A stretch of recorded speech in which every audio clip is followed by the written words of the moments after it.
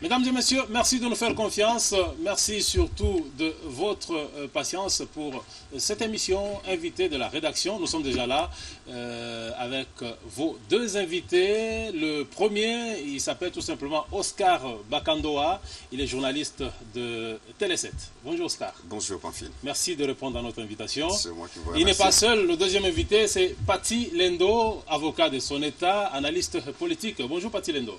Bonjour. Voilà, avec eux, nous allons parler décentralisation. Vous le savez bien, les provinces sont en train d'être découpées. Il y a la province du Katanga qui est coupée en 4, le Kasaï occidental en 2, la province orientale en 4, et bien l'Équateur en 3. C'est pour dire que en 5 plutôt, le processus de la décentralisation est vraiment en marche. Nous voulons savoir aujourd'hui, la décentralisation est-elle salvatrice pour la République démocratique du Congo?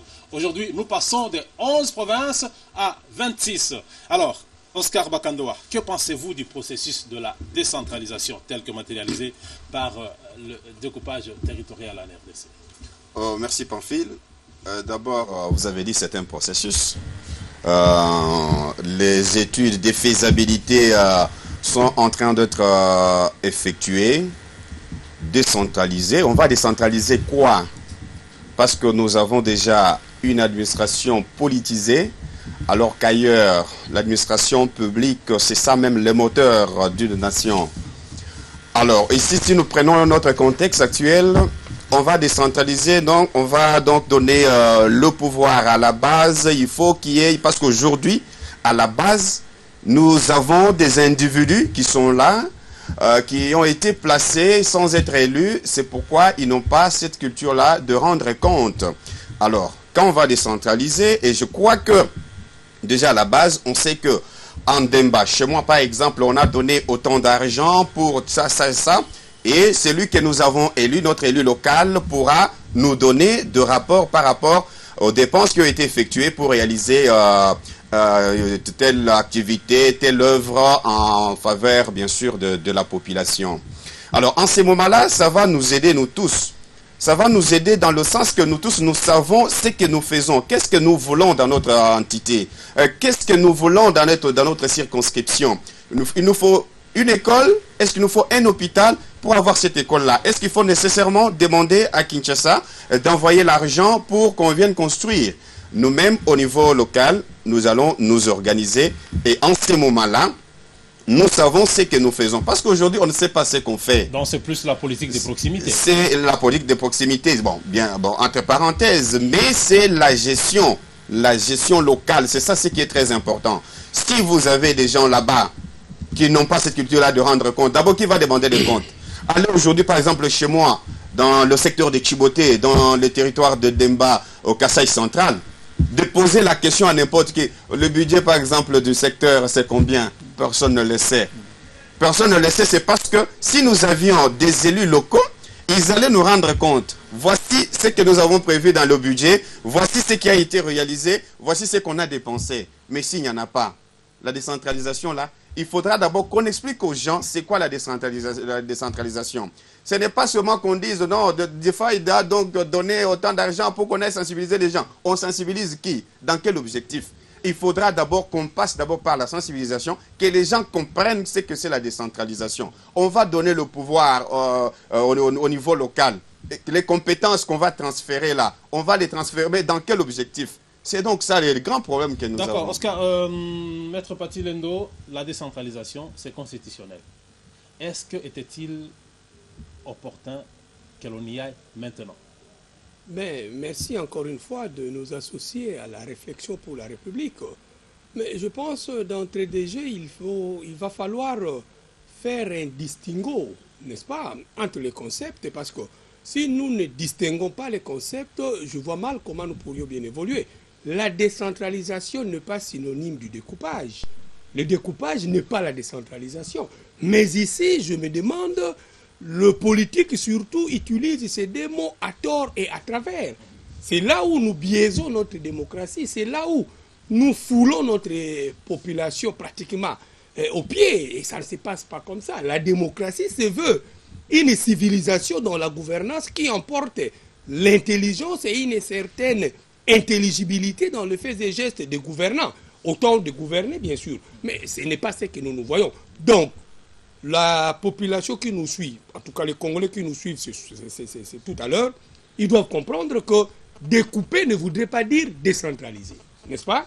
Et que la décentralisation est une autre chose qui ne saurait pas se confiner dans ce que nous appelons aujourd'hui processus de découpage. Parce que bon, on me dira par rapport à la décentralisation, et c'est là même un des avantages de la décentralisation, c'est en fait créer une sorte de symbiose, une sorte d'osmose entre les gouvernants et les gouvernés. Mais cela ne se décrète pas, cela ne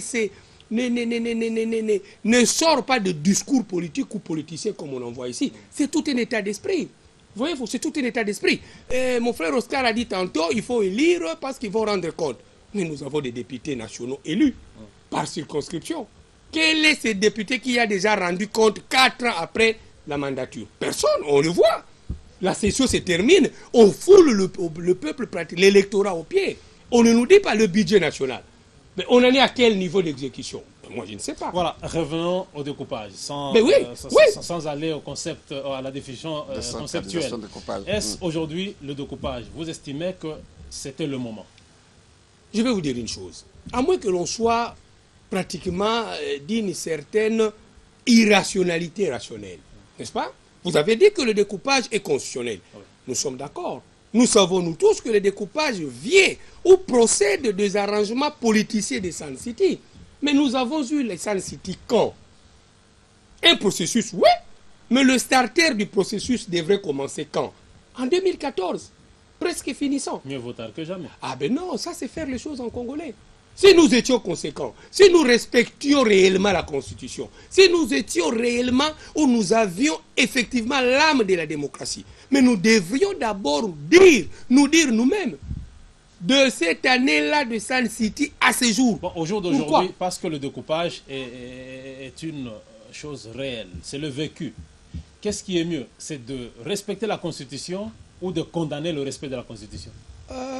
Vous savez, ce qui est mieux, c'est plutôt le bien fondé de la gymnastique. Ce n'est pas respecter la Constitution. Mais en faisant le découpage, aujourd'hui, on ne respecte pas la Constitution. Donc vous voulez parce dire que la Constitution, le découpage n'est pas opportun? Non, je ne le dis pas. Non, mais je reste dans le concept respect de la Constitution. Il faut que le peuple sache. En faisant le découpage aujourd'hui, ce n'est pas respecter la Constitution. La Constitution, à moins que je me trompe là-dessus, la Constitution avait dit 3 ans après. Là, au moins, c'est 36 mois après. 36 mois après.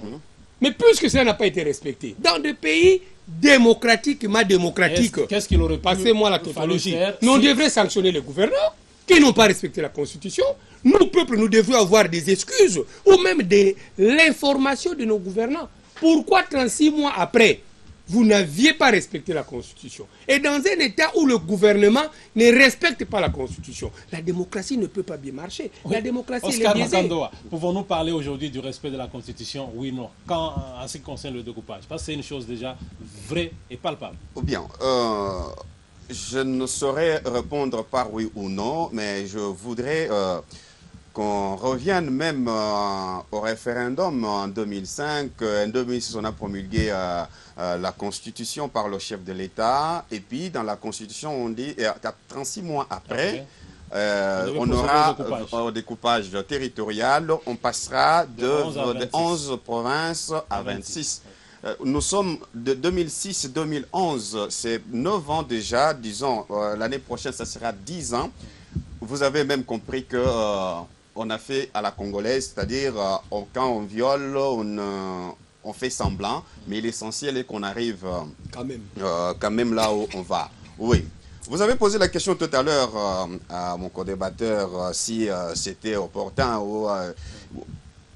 vous savez, nous sommes, comme disait un auteur d'un livre, RD Congo, la République des Inconscients.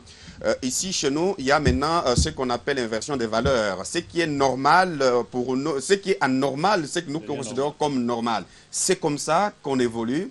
Alors que, ailleurs, quand on suit ce qu'on fait, quand on suit tous les faits et gestes que nous faisons, les gens se moquent de nous. Il a fallu qu'il y ait bien sûr ce démembrement des provinces. c'est bien, mais il y a beaucoup de problèmes qui vont se poser. Nous qui vivions hier ensemble, nous sommes d'une même province. Aujourd'hui, vous dites à l'autre, non, vous n'êtes pas de ma province. Vous êtes de la province. Vous voyez d'abord ce qui arrive aujourd'hui, par exemple, dans les différentes nouvelles provinces. Oui. Je donne souvent le cas du Kasaï parce que c'est là où j'ai connu le Katanga, tout ça. Katanga, mais aujourd'hui, quand nos élus, par exemple, du district du Kasaï, qui est devenu aujourd'hui la province du Kasaï, ils quittent Kananga pour aller maintenant siéger à Chikapa, par exemple. Vous voyez, d'abord, ça fait très mal. Ça fait très mal parce que ceux qui s'étaient déjà habitués à Kananga, ils vont retourner à Chikapa. Ça pose trop de problèmes. Maintenant, il y a aussi un autre problème, c'est quoi? On dit par exemple, les originaires, par exemple. Moi, je suis originaire du Kasaï central. Mon ami est originaire du Katanga, par exemple. Au Katanga, ou tout ça. Il est né à Kananga, grandi à Kananga. Il a fait toutes ses études à Kananga. Et il a même commencé à travailler à Kananga.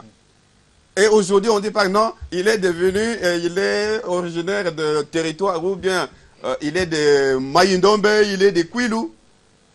Ça crée quand même une confusion et puis une certaine, comment je peux dire, frustration parce que la personne ne se sentira pas mieux alors qu'on était déjà bien, on vivait normalement, chaque Congolais se retrouve là où il est. On a dit, tout Congolais, là où il se trouve, c'est son pays. Et maintenant, ce sont les politiciens qui doivent vraiment déranger le mental de gens. Parce qu'aujourd'hui, on trouve par exemple Pamphile, il est populaire par exemple à Tchimbulu. Parce que Pamphile n'est pas de la ville de Tchimbulu. Il dit non, lui, comme il est de Lomami, il doit aller chez lui, il risque ici de nous ravir notre siège.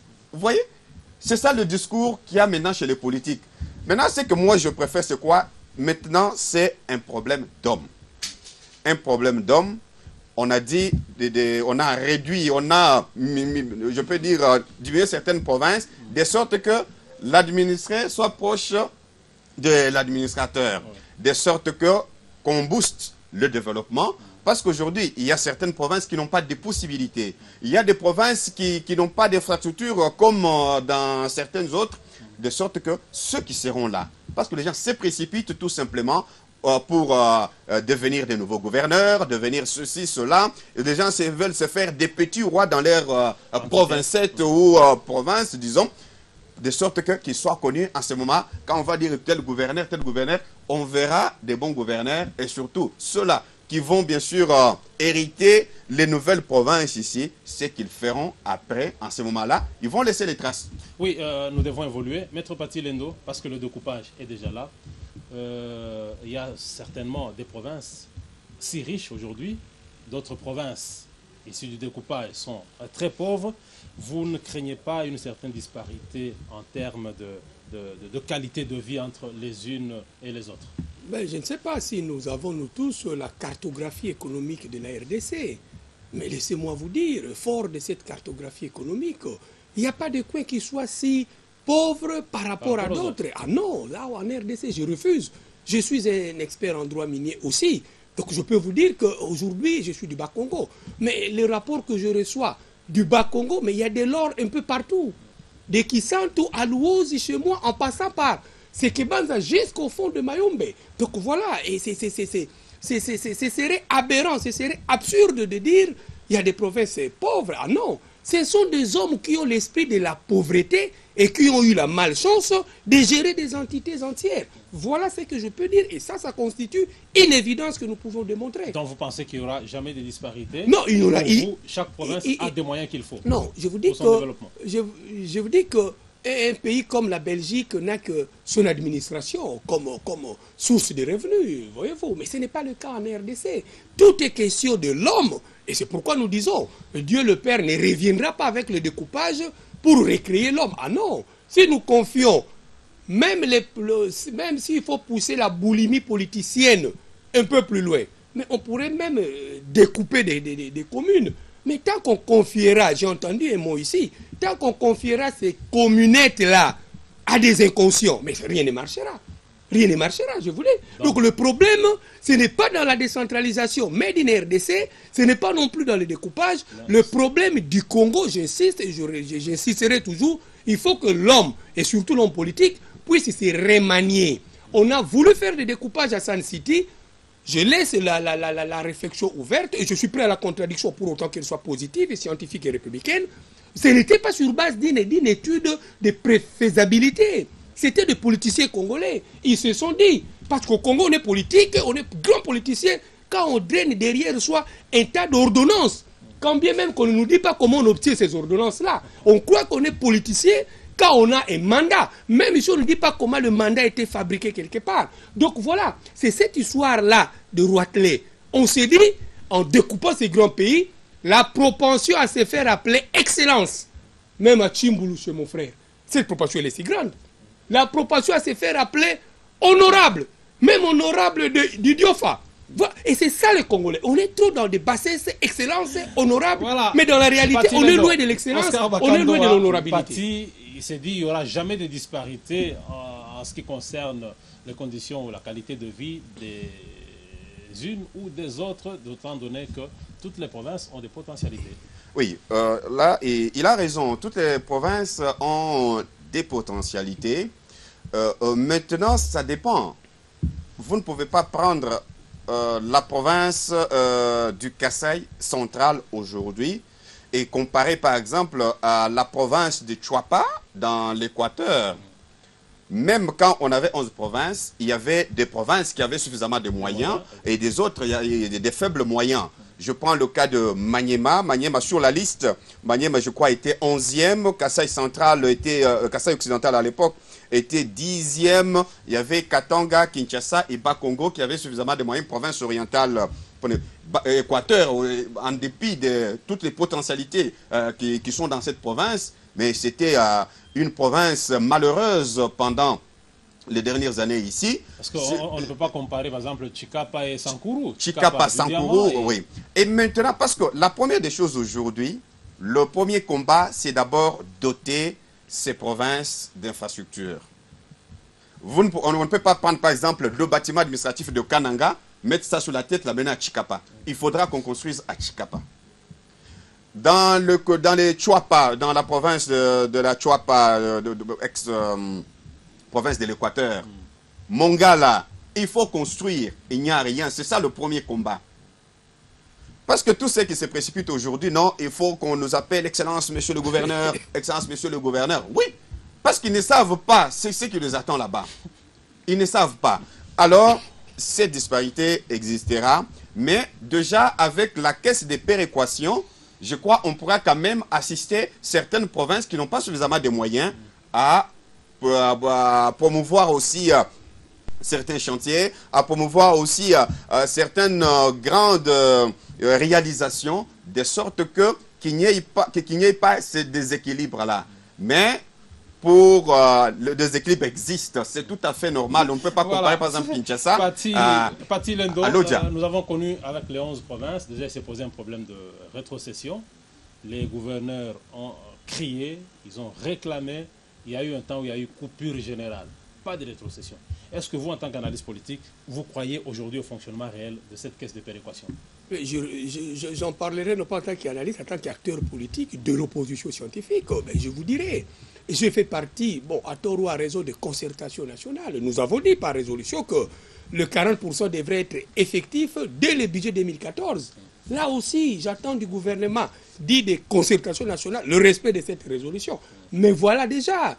Donc le problème n'est pas dans la mystification des concepts, dans la mobilisation et la propagande politique de ce qu'on voudrait faire. Le problème est réel. Et le problème réel doivent être affrontés réellement avec des agrégats de la raison, pas de la déraison. Donc, si on avait respecté les 40%, et vous voyez pour déjà que les provinces auraient de moyens, non seulement le respecter pour que le gouverneur se fasse des roitelets en faisant des jeeps, à qui leur dit, Mopao, une jeep Prado, une jeep, ah non, l'audit, nous l'avons toujours dit. Dans ces pays, on ne contrôle pas les gouvernants. On a parlé de la démocratie. Tant que l'esprit sera toujours celui-là, quand il faut vous faire une motion de censure, je passe pour dire je suis Pamphile, député national. Ça, ce sont des injures. Ce sont des injures qu'on ne pouvait pas tolérer dans un pays normal avec des gens normaux. Mais on le laisse passer. Donc voilà, la fameuse caisse de péréquation sera tenue par qui? Par les Congolais. Se serait-il remanié avant d'être là? Vous êtes sceptique aux Congolais? Non, je suis Congolais, je connais les Congolais, je connais être Congolais. La gestion des Congolais ne vous inspire non, pas? Ah, mais non, vous avez cité ici les 3 provinces. Vous avez dit des provinces, bon, pour réellement riches. En tête d'affiche. Pardon, réellement riches. Le Bas-Congo, je suis du Bas-Congo, est riche pourquoi? Qui nous a construit les ports? Mais c'est les colons. Le Katanga, c'est parce qu'il y a eu l'union minière du Haut-Katanga. Mais je vous ai dit qu'il y a des gisements importants miniers dans le Bandundu profond. Je vous le dis. Je vous le dis sincèrement. Donc je peux vous faire la cartographie. Mais le problème c'est que l'homme congolais, 55 ans après, quand il fait du Congo, le chemin de fer, il est beau jusqu'au Katanga. C'est une invention ou une création de l'Occident avec les colons belges. Mais nous ne sommes pas capables, 55 ans après, d'imposer un chemin de fer. Nous ne sommes pas capables. Mais on veut nous distraire. Nous sommes distraits dans des petites réalisations qui n'honorent pas notre âge, 55 ans. Voyez-vous un peu cela? Le rail. Mais si on avait fait le rail, il est beau Kinshasa. Si on avait fait le rail, Bandundu, ex-chef-lieu de la province, jusqu'à Kinshasa, croyez-vous vraiment que le manioc, les arachides seraient des denrées riches dans la capitale? Je ne pense pas. Donc vous ne croyez vraiment pas en cette caisse de péréquation? Non, je ne crois pas au miracle congolais tant que l'homme politique congolais ne se serait pas remanié. Mais le problème du Congo et du Congolais, c'est quoi? On ne veut pas s'assumer par rapport à nos insuffisances. On veut donner toujours l'impression, comme dit la Bible, heureusement nous sommes à 90% des chrétiens, comme dit la Bible, que les moins instruits se disent plus instruits, jusqu'à donner des leçons à ceux qui ont fait l'université proprement, que les faibles se disent forts. C'est ça l'expression de ce que nous voulons. Donc il faut quand même que nous nous remanions. Le découpage aujourd'hui est réel. Est-ce qu'on peut se frotter les mains pour dire ça y est, le développement de la RDC prend son envol? Oui, les uns peuvent dire oui, les autres non. Ceux qui peuvent dire oui, ce sont ceux-là qui réclamaient, sous l'impulsion de certains individus qui se font des petits rois dans leurs entités, qui voulaient se voir aussi devant des foules avec tous les honneurs dus aux autorités. Vous avez suivi il y a 3 ans nos compatriotes de Delitouri réclamaient déjà leur province. Vous aviez suivi il y a quelques années les compatriotes du Sankourou réclamaient leur province. Oui, ils peuvent dire ok, ça y est. Mais ce n'est pas la population qui dit ça y est. Ce sont des individus. Ceux-là qui sont ici à Kinshasa, qui sont en train de téléguider les choses à la base. Déjà, il y a déjà des guerres. Alors, ce sont eux. De candidatures pour un siège. Oui, ce sont eux qui se frottent les mains. Maintenant, le grand problème, c'est pour le développement de cette base, de toutes ces provinces ici. Parce qu'il ne faut pas seulement être là-bas, vous passez le matin, excellence, bonjour, honorable, bonjour, tel bonjour. Mais après tout ça, il y a quoi? Point d'interrogation. Nous voulons qu'il y ait des gouverneurs, qu'il y ait des provinces qui sont vraiment dans la lutte pour le développement de leur entité. C'est ça ce que nous voulons. C'est pourquoi il faut des hommes vraiment intelligents, des hommes intègres. On n'a pas donc besoin qu'un parti politique.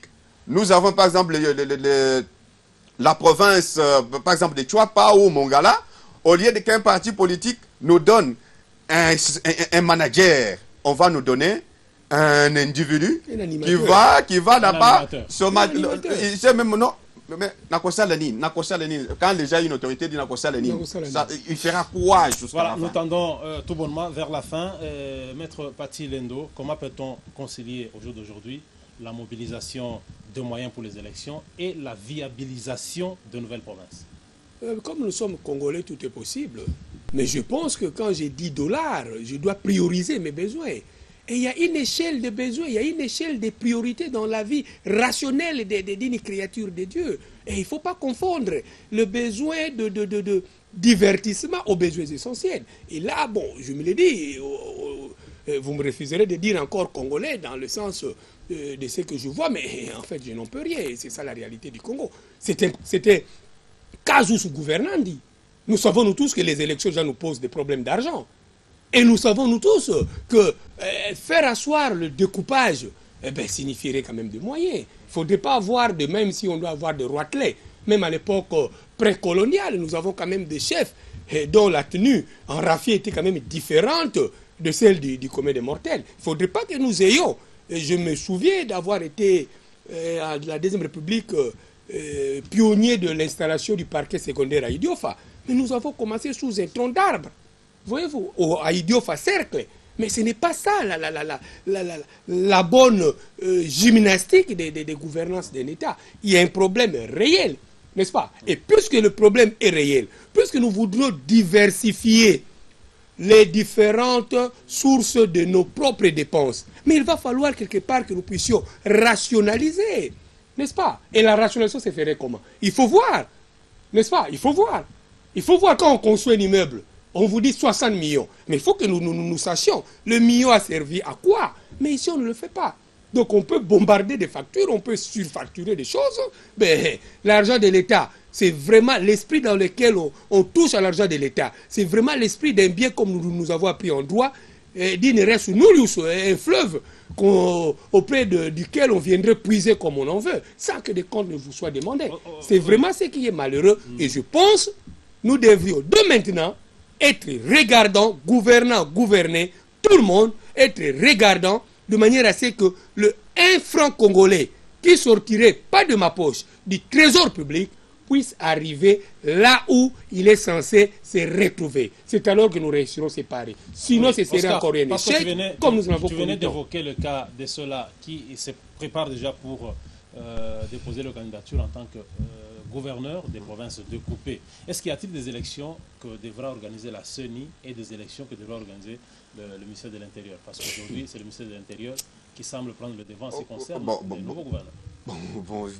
En tout cas, en regardant ou en lisant en esprit la loi organique de la Commission électorale nationale indépendante, c'est l'unique institution d'appui à la démocratie que nous avons qui a le pouvoir d'organiser les élections.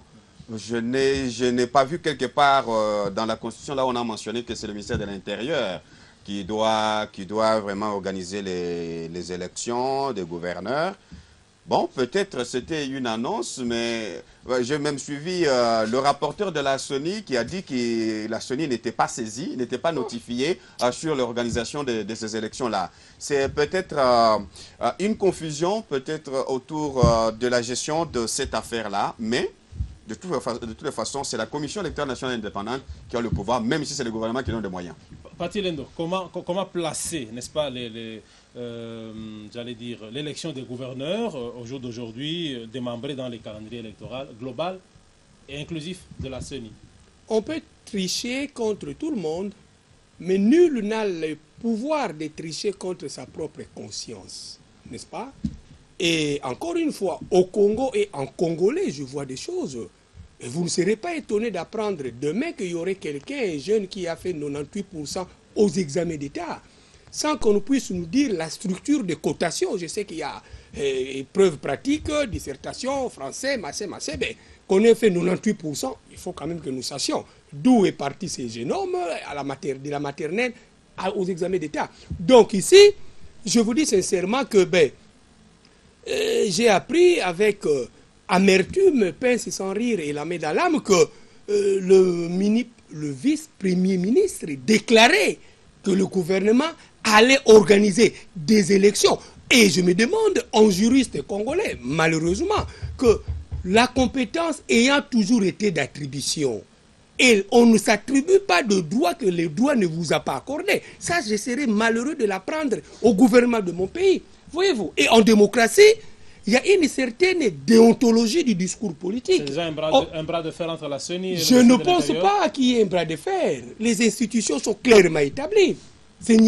On doit quitter ce terrain de la yankicratie où je dis Yankee, je viens, moi je veux faire ça Pamphile. quitte là-bas, moi je fais l'émission. Ce n'est pas comme ça. Nous ne sommes pas dans une bourrasque sauvage. Il faut que nous arrivions à faire parler le loi. C'est alors qu'il y aurait une embellie, même dans le découpage. Si c'est ça l'esprit qui prédomine au seuil même de l'effectivité de ces découpages, je vous assure, nous sommes partis de lustre encore, comme nous étions toujours dans cette trame de notre histoire de notre frère aîné, les Haïti, où nous avons eu de l'indépendance. Les gens ont chanté indépendance, tcha-tcha. On leur dit, dipanda nabino, namaboko nangai, biso bakongo to bongi na kanza. Et les Bangala, Bolikango. À la fin, il n'y a eu rien. Nous avons eu PPT, où on nous a dit, après l'effacement de la dette, vous sentirez un soulagement, la population. On n'a pas senti le soulagement. Nous avons eu une guerre. On nous a dit, après la guerre, vous verrez maintenant. Bon, je n'ose pas croire que nous sommes encore en guerre, mais nous cherchons le bien-être de la cessation des hostilités au Congo. Donc voilà, il faut que nous quittions, pour terminer, ces Congo-là des promesses non tenues. Ces Congo-là des discours politiques. Et nous devons quitter l'héritage du maréchal Mobutu. Voilà. Où il y a eu un ministère de mobilisation, propagande et animation politique, la MOPAP n'est plus. Cela a constitué déjà votre mot de la fin. Je vous remercie de m'avoir associé. Quelques secondes, un petit mot pour terminer. Alors pour terminer, c'est demander au peuple congolais de prendre sa destinée entre les mains. Par chacun, partout où il se trouve. Nous avons de nouvelles provinces. Que tous ceux qui prétendent être originaires de ces provinces-là ou qui ont applaudi pour ces nouvelles provinces, qu'ils puissent réfléchir sur le développement de ces dernières. Voilà, merci. Mesdames et messieurs, c'est sur cette note que nous terminons cette émission. Invité de la rédaction, vous les avez vus, ils étaient deux. Oscar Bakandoa, il est journaliste du desk politique au groupe de presse Le Potentiel. Mediaset. Mediaset. Et Pati Lendo, avocat de son État, il est acteur politique de l'opposition scientifique. Voilà, merci. La rediffusion de cette émission, c'est le jeudi à 14h30, heure de Kinshasa. D'ici là, portez-vous bien.